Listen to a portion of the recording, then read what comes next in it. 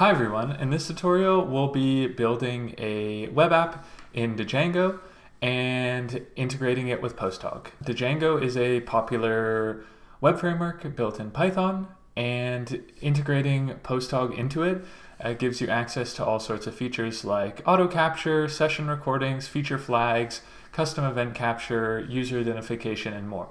We're going to be building out all of that in this tutorial starting from scratch. So in our development environment here, we'll start by creating a virtual environment and then we'll install the Django. So to do that, we assume that you have Python installed. If not, just go to the Python site and install Python 3. We'll run Python 3 env, and then we'll just name our virtual environment env.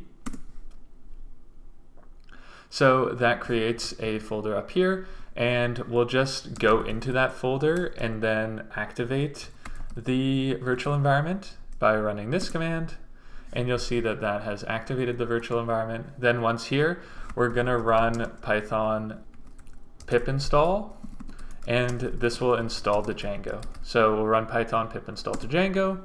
So that will collect everything. I have it all cached here, but if you're installing fresh, that will install all of the Python and Django modules you need. Next, once that's done, we're going to run Django admin start project tutorial, and this will just create a project named tutorial. So you see there is another file here named tutorial. This has some files within it, and most importantly, this manage.py file. So we're going to run the actual site, we're going to go into that tutorial file, or tutorial folder, and we're going to run Python manage.py run server. Then once we've done that, we're just going to go over to our browser, and we're going to go to the local host, and you'll see that we have a basic Django site set up here, and we can start to change this and customize it to our needs. So back in our code editor, we can shut down the server, just close it out, and then we'll run the migrations. So you see up here, it says we have 18 unapplied migrations. We can just run those migrations quickly by running Python manage.py migrate. So that will run all kind of the default migrations. If you're using a custom user model, don't do this right away. Set up your custom user model. This isn't really a Django tutorial as much as it is showing off kind of the features of PostHog with Django. So next, we're going to start our app. So to do this, we're going to run Python manage.py start app, and we're going to name our app blog. So this will create another folder within your tutorials project named blog with some different files in here, including models and views, which are the ones we really care about. And after we've done this, we're going to go into the tutorials, the next one down tutorials folder. We're going to go into settings, and we're going to add the blog to our installed apps. So we're going to go blog.apps, blog config, add that comma there, and this will allow that app to be installed in our Django project. Once we've done this, we can start setting our app up. So to start, we're going to add a model, and this model is going to be a simple blog post. So we're going to clear this out here. We're going to get the settings from Django conf. We're going to create a class called post, which is a model, and it's going to have a title, as you see here. That is a model.char field. We'll have a max length, sure. Then we'll have content. So this would be a model text field. We'll have a created at date time field. We'll set up an auto add now equals true, and we'll have an author. So an author will just be the user model from the settings. So we'll be using kind of the default auth user model. So this kind of ensures that you use one user model throughout. If you have a different user model, you can set this as a different user model. And we'll set the string to the title. So after we've created the model, we can migrate it into the database by running Python manage.py make migrations just for the blog. So we'll make the migrations for the blog. Looks like we have an incorrect field here. So we have that char field. We'll add that back. And we'll run it again. Great, so it's ran. And now we'll run migrate again. And that has migrated the post model into the database. So now that we've done that, we can go into admin. We'll add our model here so we can see the model in the admin field. This is pretty simple. You just import the model and then you register the model. Last, before we add a post, we're going to create a admin. So I'm going to run Python manage.py create super user. And this is going to create some prompts for me. I'm just going to write in my ID. Cool, so it's created, and now we'll run the server again. And we'll go open up the admin page. So here in the admin page, we'll log in with our login that we set up as the super user. We'll see that we have the posts model here. We can go into here and we can click add post, and we can add a title, which is going to be this tutorial is the best, and the content will be we love great tutorials. And I'll set an author here, it'll be me. We can save and add another.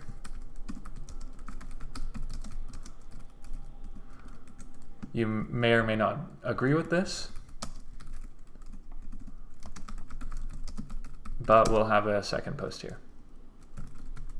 We'll add the author and then we'll save that. So now we have 2 blog posts here, and we can start to show those on our actual site. So now we're going to write some code to actually show these posts. So to do that, we're going to go into views. We're going to get rid of this code and we're going to import a generic view. So Django luckily has lots of these generic views that will allow you to easily show models. So we're going to import the list view, which just shows a list of the models. We're going to import the post model, and then we're going to write a post list view class view.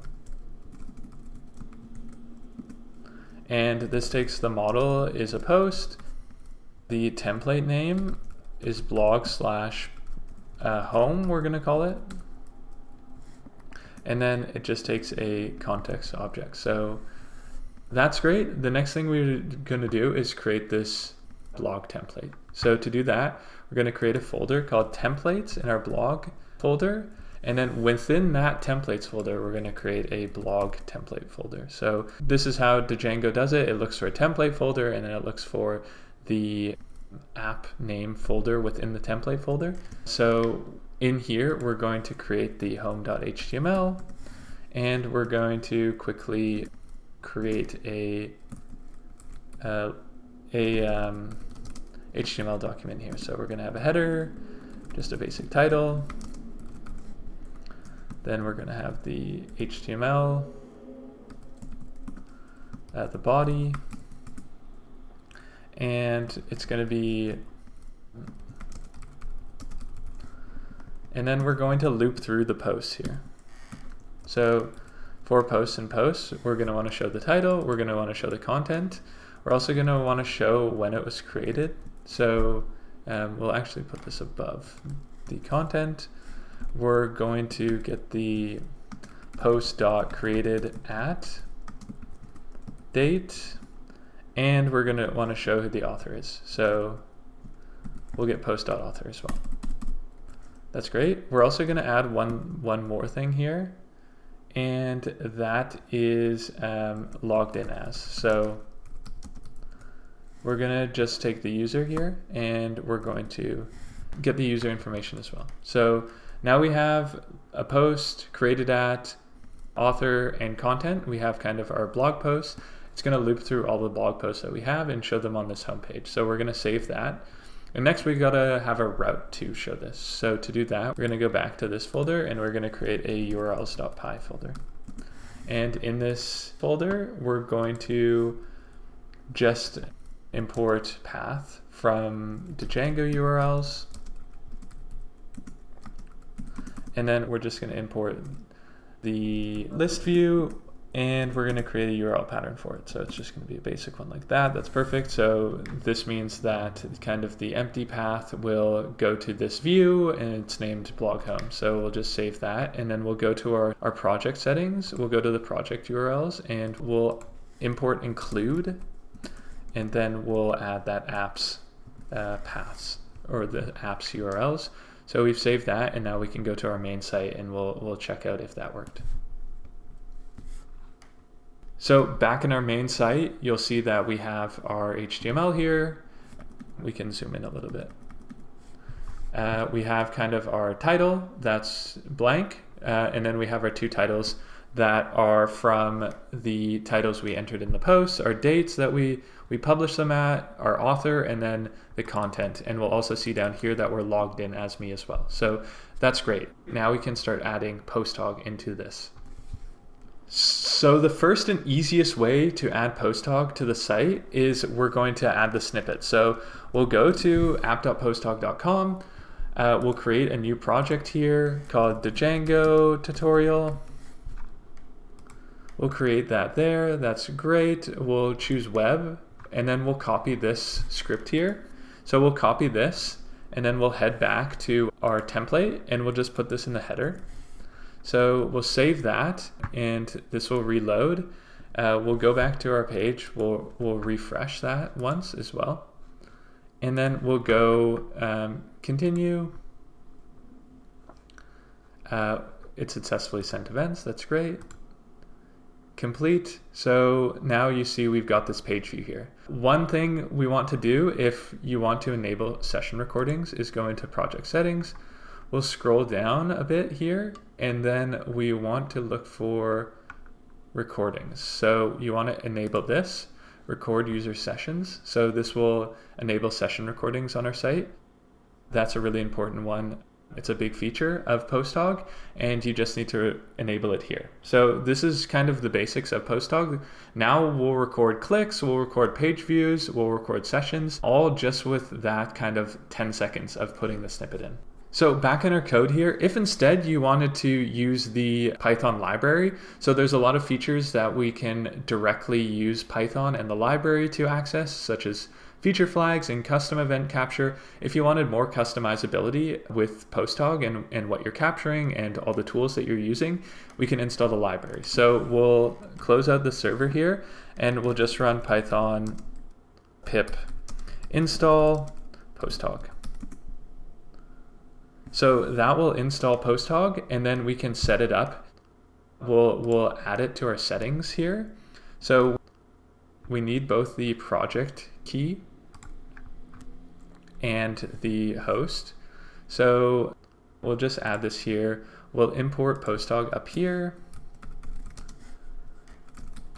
and we'll just go posthog.project API key equals that project API key we just saved, and then our API host is just app.posthog.com. So this will allow us to access PostHog throughout our project, and we can start showing that off right away. So to show off custom event capture, we can capture an event for every post that a user sees in the post list view. So to do this, we're going to get the context data. We're going to get the context data here, and we're going to return context in the end. But in the meantime, we're going to check if the user is authenticated. And if they are, then we're going to loop through the posts. And we're going to import PostHog now. So we'll import PostHog. That's great. And then we're going to PostHog.capture. We need a unique ID, so that will be the user's email. So this will be self.request.user.email, and we'll say the event is called blog view, and we'll also get the blog title. So this will be blog, this will just be a property in the event, and that will be post.title. That's great. And in the end, that just saves the context. So we'll get rid of this, and we'll start our server up again, and we'll go to our site, and then we'll check PostHog. So we can refresh our site here. We've refreshed it a couple of times. Next thing we can do, we can go back to PostHog. We'll go to our live events, and then we'll see some new page view and page leave events. The blog view event that we've just created might take a little while to come in because sometimes new events or new users can take a little while to show up. And we're using my email for the first time, so it's a new person. So PostHog takes some time to process that. So you see after a little while here, we start to get these blog view events, and you see the library's PostHog Python, so that's distinct from web, which is our snippet, and it shows that our custom event is working. So we'll move on to the next feature of PostHog now. So in PostHog, every single event has to be associated with a person. You'll see here that some of these events are associated with this anonymous ID, others are associated with my email, but these both came from me, and we want both of these to be connected to me. So to do this, we have to alias the two together. So we can get this anonymous ID from the cookie PostHog provides and sends in the request. And then we'll process that on the back end and combine the two. So we'll go back into our view to do this. So back in our view, to set up aliasing, we're going to need to get the cookie from the request and then alias the authenticated user and the distinct ID we get from the cookie. So to do this, we're going to remove this. We're still going to use the context. The PostHog cookie, we're going to create a variable for it. And the PostHog cookie is just self.request.cookies.get. And then we're going to use our PostHog API key. So we're going to do an F string here. And it's going to be ph_posthog.project_API key.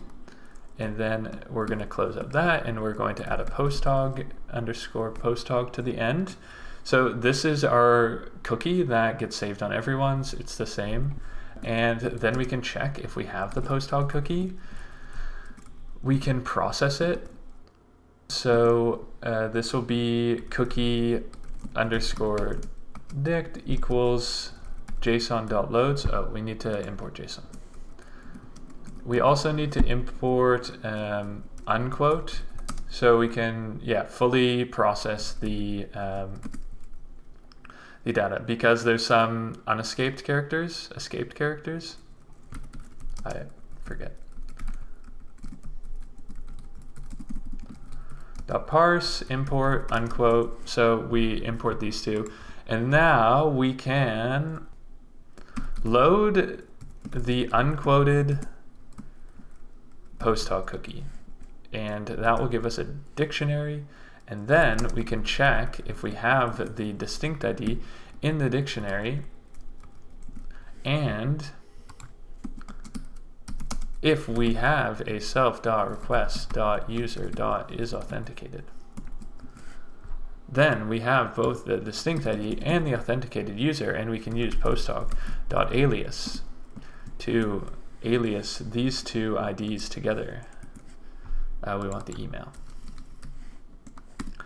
So we'll save that, which is great. We'll go back to our Django app. We'll refresh a couple of times. It should get our user ID, and it should get our anonymous ID that PostHog automatically generates, and then call an alias call, and we should see that in PostHog. So back on our PostHog blog app, you can see that we're logged in here. We're logged in as ENV. There's an email associated with that. And then when we go to our live events in PostHog, we should see an alias event here. So this alias has connected this value with the ian@posthog.com value. So now these two users are one and the same, and you see that by clicking on the user. When we clicked on that, we went to ian@posthog.com, and then when you see IDs, you'll see that there's ian@posthog.com and also this anonymous ID. So now all activity associated with that anonymous ID will be connected up to ian@posthog.com. It will be one user in your unique user count, and you're able to track users on both the front and back end. So the last thing we're going to want to show off here is feature flags. So to create a feature flag, let's go to feature flags. We'll click add new feature flag.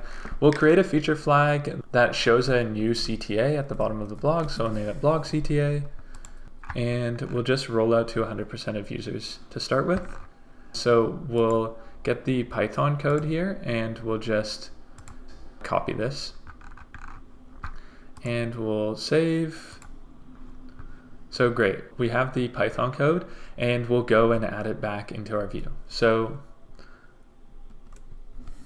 back in our view, we're going to again get rid of this PostHog cookie stuff that we set up. We're going to make sure the user is authenticated because we need an ID to check if the cookie is or to check if the feature flag is active. So we're going to use request.user.isAuthenticated again. And if that's true, then we're going to check if the feature is enabled for self.request.user.email. And then we're going to get rid of that show awesome feature. We're going to add the context showed CTA to be true. We're going to save that. And we're going to go to our template, and we're just going to add a CTA to the bottom of the blog post. It's going to just check if CTA, if show underscore CTA, then we'll show a link, and it will just be a basic link. href equals posthog.com, go to PostHog, and we'll close this if statement.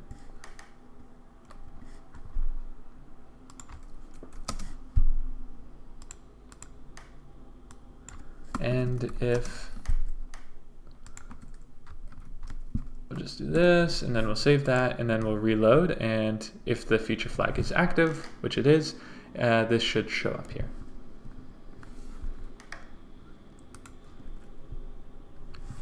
So back in our blog, you'll see that since our feature flag is active, we get the go to PostHog CTA. So we can turn this off here. We can go back to the PostHog site. We can edit this feature flag, and we can roll out to 0% of users. So we'll save this, and then we'll refresh this, and you see that those values have gone away. So there's lots more you can do with this. This is kind of the most basic feature flag implementation, but it does require identifying users, which we did with aliasing, and to kind of have the basic setup here. So there you have it, a walkthrough of creating a Django app, integrating it with PostHog, and then setting up some of the important features and tools PostHog has to offer. If you have any questions, feel free to leave them in the comments below, or join our Slack community at posthog.com/Slack. You can also find more tutorials at posthog.com/tutorials. Thanks for watching.